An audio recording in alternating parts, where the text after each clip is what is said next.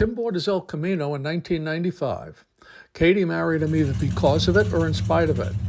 4 years ago, Katy gave Tim the green light to build it into exactly what he always wanted. Being a body and fender professional, he's done all the paint, body, and fabrication work himself.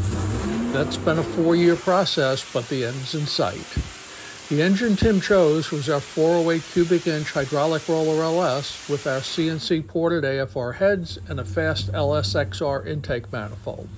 The rotating assembly consists of a Callies 8 counterweight cranking rods topped by diamond pistons. His Holley Terminator X-Max will provide engine management and also control his 4L80 transmission. We carefully painted the engine with the color Tim specified and had it fully dyno'd with 3 back-to-back pulls before their visit.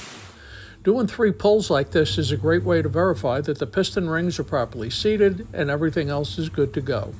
The 3 dyno charts are a virtual dead overlay, so mission accomplished.